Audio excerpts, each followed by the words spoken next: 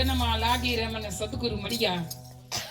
જગતની અંદર આવા હીરા ચમકે છે, જેને એમ કહેવાય કે જગતનો આધાર, ધરતીનો આધાર. એવા આમોદર ગામની અંદર કરશન ભગતની ઘીરે એક દીકરાનો જન્મ થયો ને આ દીકરાનું નામ પાડ્યું મૂળજી.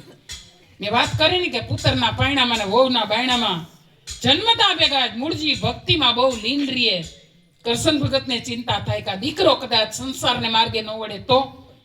નાનપણથી એમ કહેવાય કે મૂળદાસને સરસ મજાના સુપાત્ર એવા વેલુમાં સાથે એના લગ્ન પણ કરી દીધા, પણ છતાંય મૂળદાસનું મન સંસારમાં ચોટતું નથી.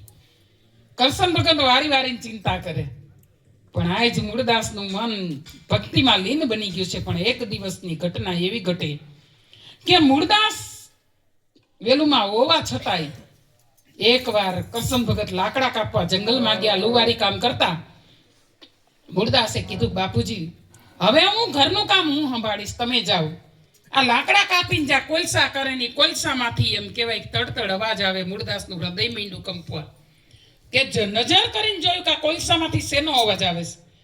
લાકડામાંથી. તા જોયું તા તો ઈયળ, ઈરું, કીડિયું આ બધું બળતું હતું. મૂળદાસનું હૃદય મીંડું કંપવા કે આવા જીવડા મારીને પેટ ભરવું, આના કરતા તો સંન્યાસી બની જવું સારું. અને ત્યાંથી મૂળદાસ ભાગ્યા. હો ભાઈ, લોલંગરી બાપુના આશ્રમની અંદર ઘણી વર્ષ સુધી એને વિદ્યા અભ્યાસ કર્યો, ઘણા વર્ષ ભક્તિ કરી. અને પછી એમ કહેવાય કે એને કરશન ભગત તેડવા આવે છે કે વેલુમાનું શું. ગુરુજી એને આદેશ આપ્યો કે જાઓ સંસારમાં રહીને ભક્તિ કરો. અને આ મૂળદાસ આવ્યા અમરેલીમાં. હું નાની ટૂંકમાં વાત કરીશ કે અમરેલીમાં આવીને આશ્રમ બનાવ્યો. પણ આજ ઘટના એવી ઘટી કે અમરેલીમાં આશ્રમ તો બનાવ્યો, પણ એક દિવસ રાતના 12 વાગ્યાનો ગજરો ભાંગ્યો છે અને એક દીકરી રડે છે. દીકરી રડવા માંડી એટલે મૂળદાસે કાન માંડીને જોયું કે કોણ દીકરી રડે છે, શું કામ રડે છે. મૂળદાસ પડકારો કરે છે કે દીકરી કોણ છો, કેમ રડે છે, શું કામ રડે છે. દીકરી રોતા રોતા બોલે છે કે બાપુ મારાથી તમને દુઃખ કહેવાય એમ નથી. કદાચ મારી દુઃખની વેદના અહીંયા રજૂ કરું તો તમારાથી કઈ ભાંગે એમ નથી. તમને વાત કરતા મને શરમ આવે છે.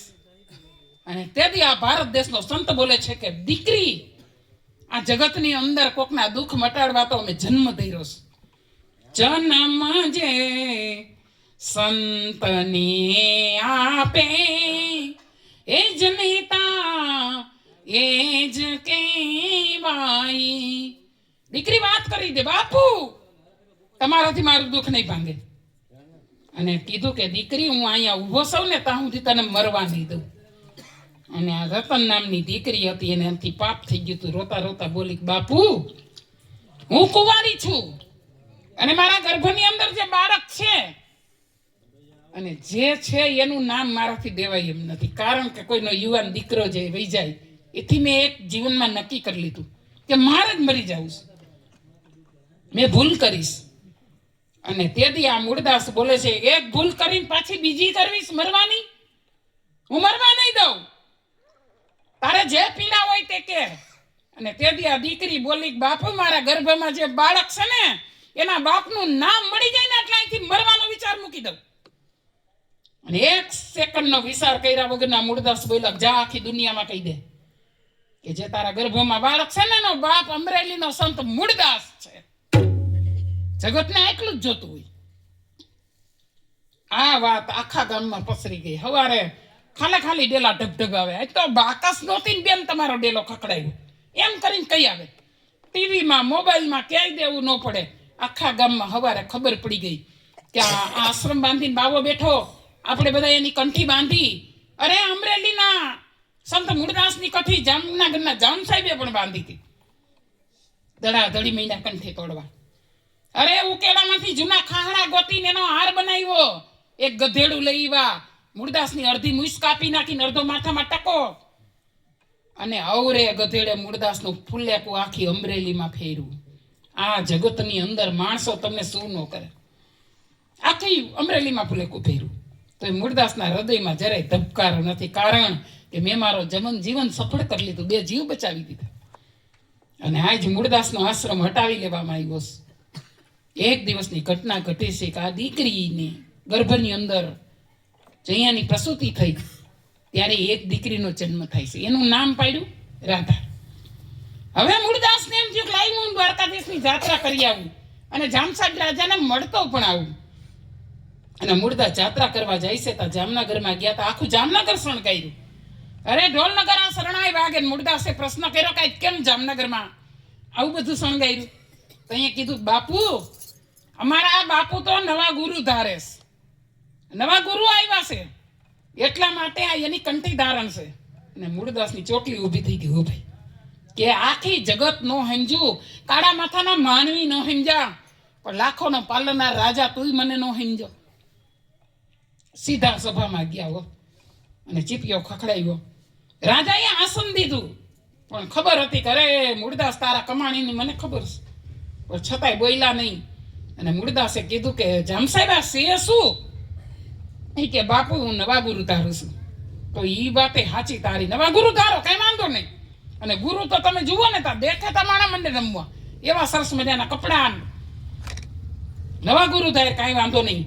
પણ હું રસ્તામાં આવેલો હતો ને તા એક મીંદડી પડી હતી માર્ગમાં. એ મીંદડીના 3-4 બચોલિયા બિચારા દૂધ વગરના મરતા હતા, તરફડિયા મારતા હતા. ઈ મીંદડી મેં જોલીમાં ભરી છે. તારા બ્રહ્મનિષ્ઠ ગુરુ હોય ને તો કે આ મીંદડી બેઠી કરે. ગુરુજી હાથમાં પાંભડી લઈને ભાગ્યા. ઓ ભાઈ કે મૂળદાસ કે મીંદડા બેઠા ન થાય, તારો તો મગજ ફરી ગયો. બાપુ કે થાય. મારો કહેવાનો શું છે, સત્ય હોય ને જગત ભલે ગમે એમ બોલે, સત્ય ઊભું રહીએ. બાપુ કે થાય. અરે નો થાય. ગુરુ ભાગી ગયા, સભા વિખાઈ ગઈ. રાજા ને મૂળદાસ બે ઉભા ને ગામની જનતા ઊભી. મૂળદાસે કમંડલમાંથી પાણીની અંજલી ભરી અને 12 બીજના ધણીને પ્રાર્થના કરી કે મેં રતનનું પાપ કર્યું નથી, ખાલી માથે લીધું છે. અને જો મેં પાપ કર્યું હોય ને તો આ મીંદડી બેઠી ન થાય, નકર આ મીંદડી બેઠી થાય. અને પાણીની અંજલી છાટીને તો આ મીંદડી હડરાટ કરતી શેરીમાં આવી ગઈ. જામસાહેબ રાજા જોઈ રહ્યા કે ખરેખર આ બાપુ સત્ય છે. અરે બાપુ મેં તો બહુ ભૂલ કરી, મેં તમારી કંઠી તોડી નાખી, મને પાછી બાંધો. બાપુ કે હું એવો આડેધડ ગુરુ નથી, તારી કંઠી પાછી બાંધું. અને ત્યાંથી મૂળદાસ હાલતા થઈ ગયા. ક્યાં ગયા? દ્વારકાધીશની જાત્રા કરવા. એટલે કીધું હે દ્વારિકાનો નાથ મારો રાજા રણ છોડશે, એને મને માયા લગાડી રે. હે દ્વારિકાનો નાથ મારો રાજા રણ છોડશે, એને મને માયા લગાડી રે.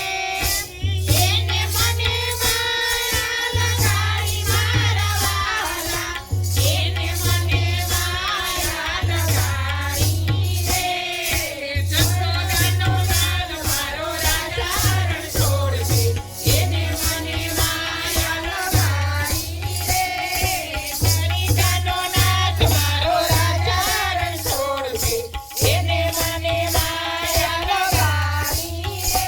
દ્વારકાધીશની જાત્રા કરીને મૂળદાસ પાછા આવ્યા હતા. આ બાજુ આશ્રમની અંદર એમ કહેવાય કે રાધા નામની દીકરી પણ મોટી થઈ ગઈ.